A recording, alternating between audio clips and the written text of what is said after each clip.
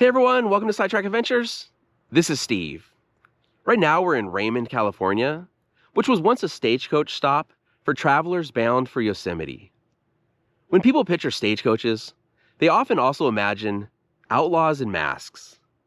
But for years, those scenes only existed in stories and reenactments.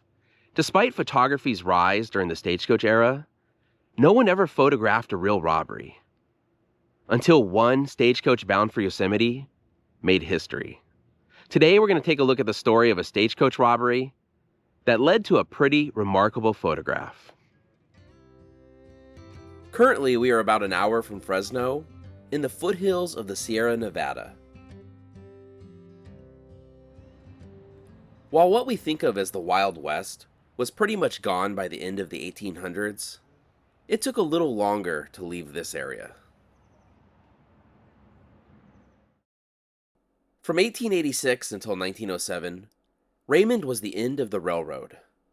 As the closest rail stop to Yosemite, this became the jumping-off point for travelers heading to the park. From here, stagecoaches carried visitors into the Sierra.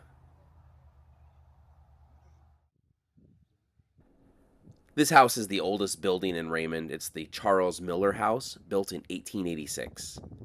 He was the railroad station master and a stagecoach agent.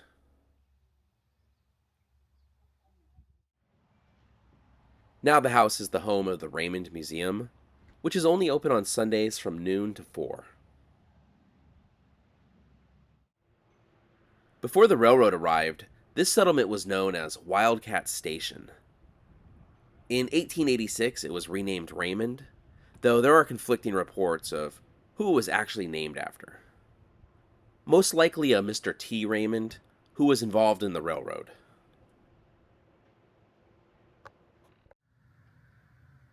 While it doesn't quite date back to the days of the stagecoach, the Raymond General Store across the street opened in 1914, and it's still open today. Here's some of the old rail bed. In 1906, a rail line was extended into Yosemite, so people didn't need to stop here to catch a stagecoach anymore, and the rail line to Raymond was completely abandoned in 1946.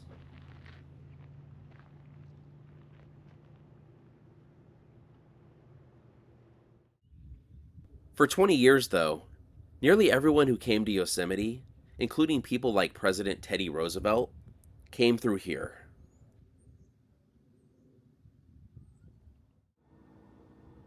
Here's the Frontier Inn. Even though there's a sign on it that says it dates to 1879, this isn't the original building. But this is roughly where the trains would have dropped passengers off at. And from here, travelers would have began a long journey to Yosemite.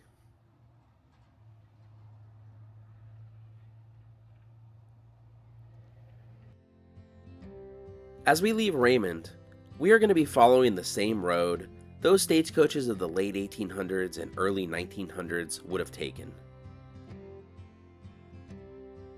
The Yosemite Stage and Turnpike Company was founded by Henry Washburn, who also owned several hotels and really helped make Yosemite accessible to people.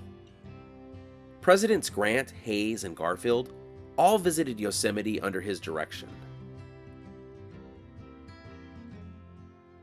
In 1886, with the arrival of the railroad, daily stagecoach service was started from Raymond to Ahwahnee, and then on to Yosemite Valley the next day.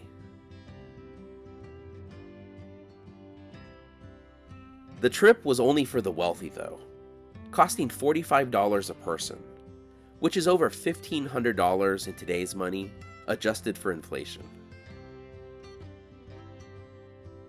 It would take about 12 hours to travel from Raymond to Ahwahnee, which was a journey of a little more than 40 miles. Even though railroads were spreading and automobiles were beginning to appear, the Old West still had a grip on the Yosemite Road at the turn of the century. Stagecoach robberies hadn't completely disappeared. One of the most notorious bandits of the time first appeared right near here, a mysterious figure known only as the Black Kid.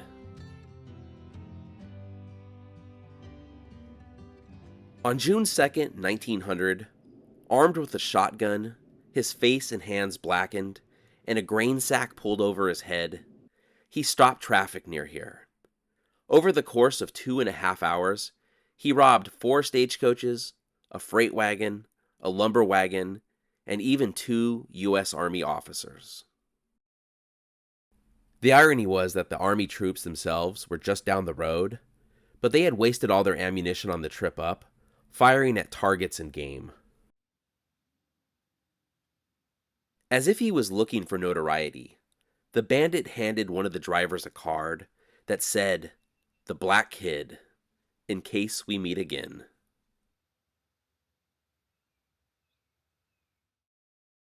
By the end of the holdup, he had relieved 34 men and 5 women of about $280. Authorities believe he struck other stages along the Yosemite route as late as 1906, but the Black Kid himself was never caught, and his true identity has never been discovered.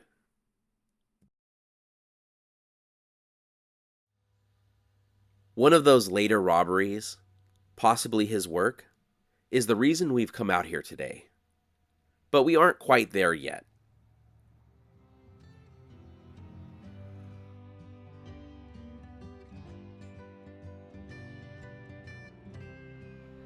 We are less than a mile from where the Black Kid pulled off his robberies. And right here on the side of the road, you can see evidence of the Gambetta mine.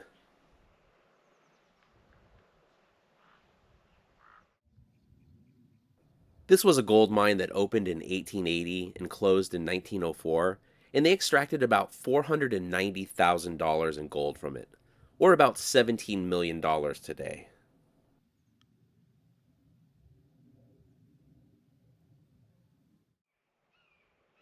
Here's a little mine replica that has the historic plaque for the stage road in it.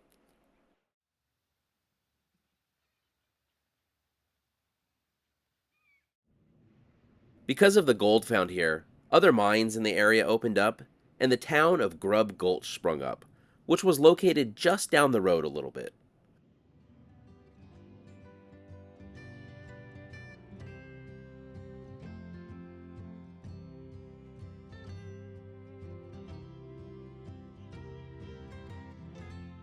We've reached the town site of Grub Gulch. Founded in 1880, it sprang up because of the mines and quickly earned a reputation for saloons, gambling halls, and rough living.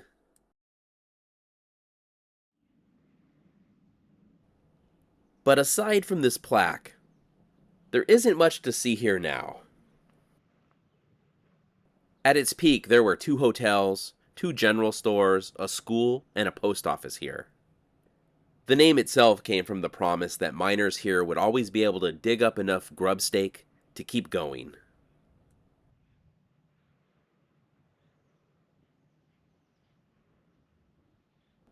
President Teddy Roosevelt passed through here in 1903 on his way to Yosemite when he famously camped with John Muir. By then, the mines were already declining, but Roosevelt's visit briefly put Grub Gulch back on the map.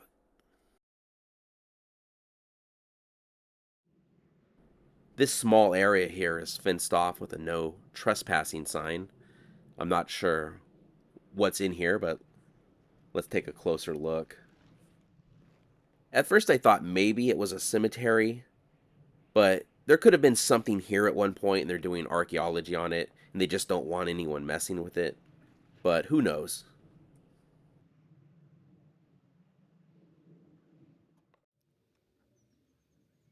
What was left of the town burned down in 1920.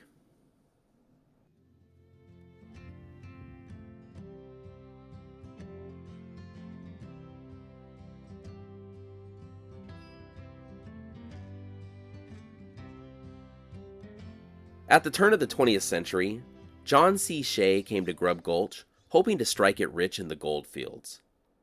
When mining didn't pan out, he stayed on anyway, homesteading this land, building this shop, and working as a blacksmith.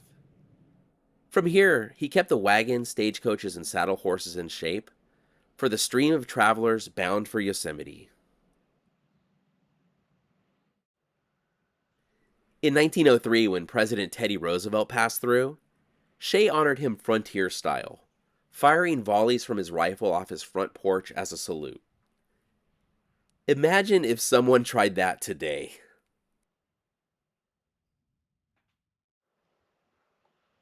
And just down the road, in about 4 or 5 more miles, is what would have been the halfway point and the most important stop between Raymond and Awahnee.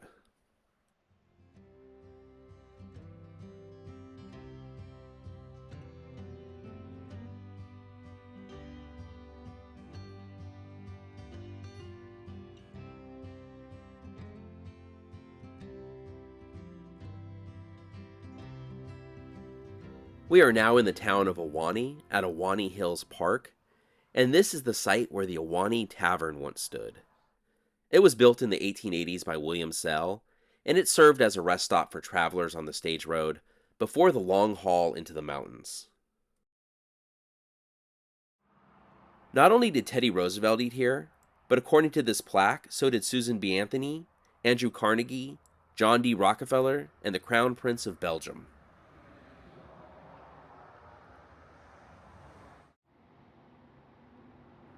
The original tavern would have been right around here, but it burned down in 1937. So the stagecoaches would stop here for lunch. It took about 4 or 5 hours to get here from Raymond. And even though this was once an important stagecoach stop, apparently horses are no longer welcome. Despite current signs, this is also one of the places that the stagecoaches would change out horses. They would change horses multiple times during the trip.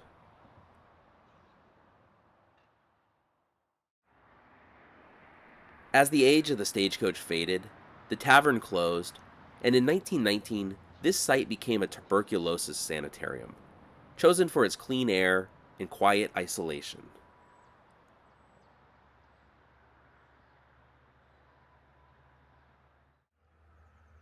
Most of the buildings from its days as a tuberculosis sanitarium are gone as well, but I'm told this was the cafeteria.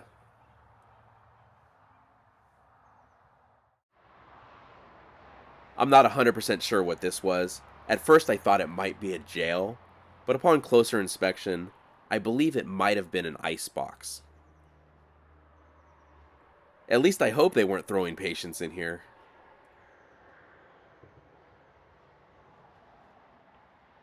The only thing that has me questioning that it was an icebox is you would think it would be a little bit closer to the cafeteria.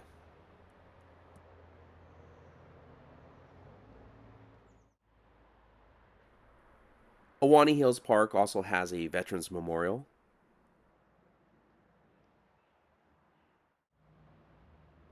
And you really notice a difference in the trees as you start getting closer to Yosemite. On August 15th, 1905, a stagecoach with its driver and 10 passengers pulled up here for lunch after what had been a quiet, uneventful ride from Raymond.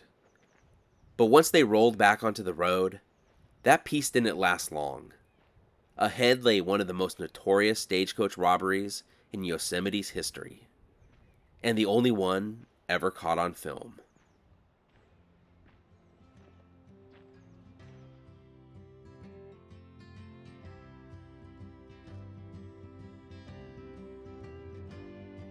The exact location where the robbery took place isn't known, other than it was about 3 miles from Ahwahnee. So this might not be the exact spot, but it would be near this area. It would have looked much like this in any case.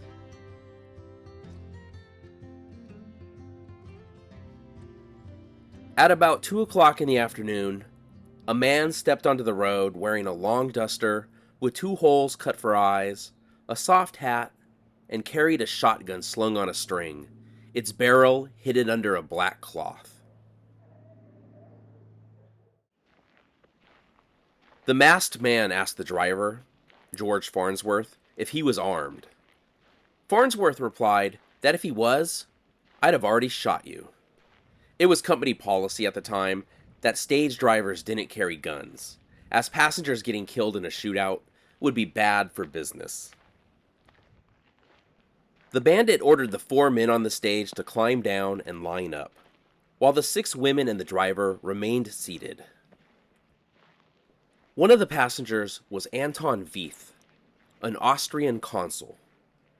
Veith later said he hesitated, thinking it was a prank, but quickly realized it was real.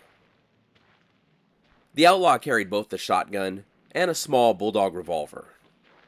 He told 2 local laborers he wasn't after them, only the tourists, and began searching the passengers. He took money, matchboxes, and pocketbooks, but even returned Veith's old gold watch after deciding it wasn't worth keeping. When the robber climbed onto the stage, he demanded the ladies' money. One by one, the women were searched, though not roughly. Then Veith did something no one expected. He asked if he could take a photograph. Amused, the robber agreed. All right, nobody would recognize me anyway. Veith fetched his Kodak, leveled the lens, and snapped 2 exposures. Only one came out, but it captured a moment the Old West had never seen on film before. A real stagecoach robbery in progress. The robber is in the middle of the frame, alone, while the men are lined up, and Farnsworth is still sitting on the stage.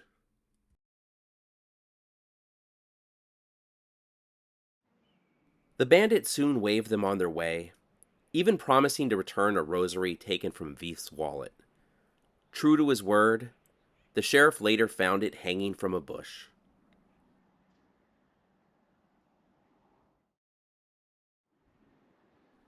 The outlaw disappeared into the hills, waving as the stage drove on.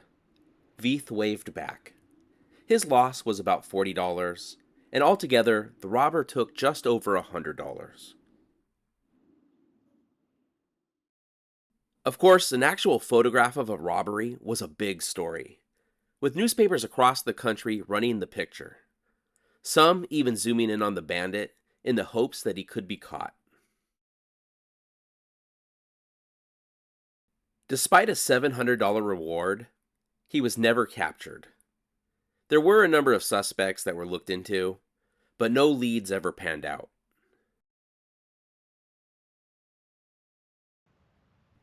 One interesting thing is that when the sheriff went out to investigate, just like here, they found hoof prints, but none of the passengers had seen a horse. They followed the tracks, but they eventually disappeared.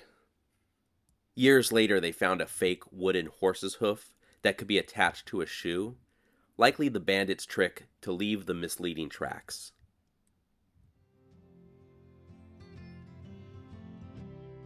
After the robbery, the stage continued on to Ahwahnee, where they were able to alert the sheriff. Unfortunately for us, we can't follow the stage route all the way from here, so we are now on Highway 41. Completion of the Yosemite Valley Railroad in 1906, and later Highway 140, put an end to the Yosemite Stagecoach, but we could still see some of that history at Ahwahnee.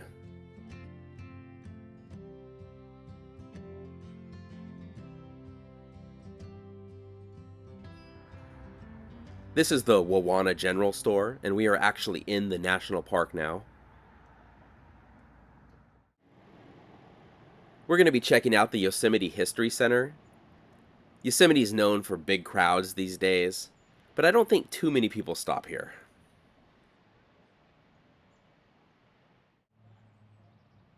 And here are some actual Yosemite Stage Company stagecoaches. These are the same types of wagons they would have been riding during the robbery. The robbery photograph is pretty amazing when you think about it. Not only was it the first verified photograph of a stagecoach robbery, it is one of the earliest examples of an actual crime being caught on film. It might not seem like that big of a deal now, in a time where we have criminals actually filming themselves, but when this appeared in newspapers, nobody had ever seen anything like it.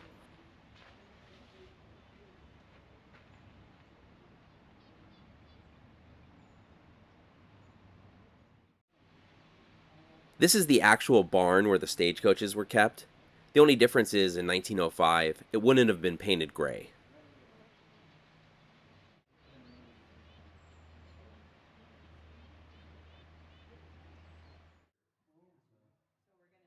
And here's an example of one of the stagecoaches that have been painted, so we could pretty much see exactly what they would have looked like. I was told that this stage was actually held up at one point, but I don't know if it was involved in that 1905 robbery. The last stagecoach robbery in Yosemite wasn't until 1911, and once automobiles became the main way to get into the park, technology didn't stop the outlaws. 5 autos were held up in 1920. And who knows, maybe the guy in the picture, or the black kid, was involved in those holdups as well.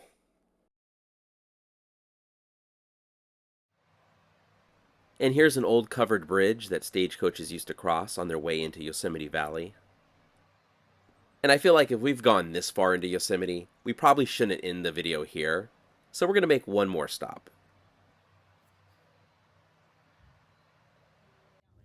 We are now at Glacier Point, where you get one of the best views in all of Yosemite. Here's Nevada Falls. Vernal Falls is being hidden by clouds, and that's Liberty Cap above Nevada Falls. And then, of course, no view of Yosemite is complete without seeing Half Dome.